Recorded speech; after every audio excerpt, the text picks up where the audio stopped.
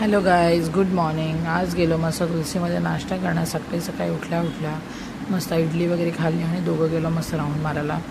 एकदम मोठावाला राऊंड मारला बिकॉज ऊन होतं, पण एवढं छान वाटत होतं ना, एकदम रिलॅक्स फील होत होतं. शॉपला जायचं होतं म्हणून आधी थोडंसं राऊंड मारला आणि शॉपला गेलो. घरी आल्यानंतर अमायराने बघा असं काहीतरी फ्लावर्स लावून क्लिक केलं. रात्री मी एका हातावर तर मेहंदी काढली होती, दुसरा हात रिकामी होता म्हणून धीरेने माझ्या हातावर अशी मेहंदी काढली. काय काढलं होतं मलाच माहीत नाही, पण ते काहीतरी होतं आणि ठीक होतं. म्हणजे मेहंदी तर माझ्या हातावर काढली होती. नवरी बोलून याने भूताचं चित्र माझ्या हातावर काढलं होतं की जे की खूप भयानक दिसत होतं आणि ते बघून मला स्वतःलाच हसायला येत होतं. बघा हे कसं दिसतंय.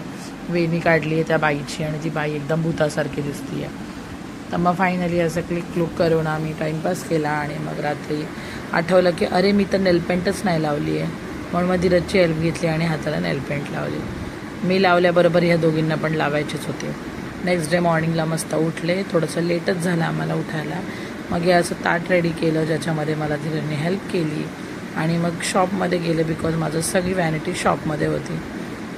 तर मग मस्त तिकडे मेकअप केला. आज मी लेन्सही लावले होते. छान मेकअप करून रेडी झाले, साडी वेअर केली आणि मग मस्त स्वतःला रेडी करून निघालो. मग तिथे फोटोज क्लिक केले कारण बाहेर पाऊस होता आणि वाटत नव्हतं की फोटोज क्लिक होतील, म्हणून शॉपमध्येच थोडेफार फोटोज क्लिक केले.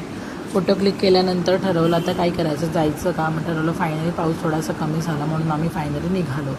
तिथे गेल्यावर होती गर्दी ॲज युजल, म्हणून स्वतःचा थोडासा व्हिडिओ क्लिक केला, बायकांना बघितलं आणि मग साडी पाहिली स्वतःची. तर असं वाटलं की आपलीच साडी खूप छान आहे आणि मग मस्त फेऱ्या मारायची वेळ आली तेव्हा मग धीरजने व्हिडिओ काढला.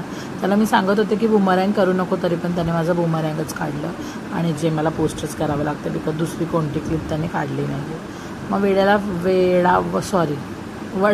फेऱ्या मारल्यानंतर फायनली आम्ही घरी जायला निघालो आणि धीरजने मला एक नवीन सरप्राईज दिलं की आपण दोघंजणं आता महाबळेश्वरला जातो आहे.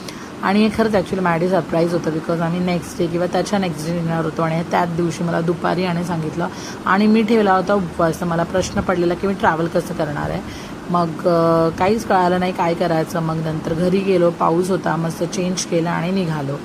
तर थँक्यू फॉर वॉचिंग.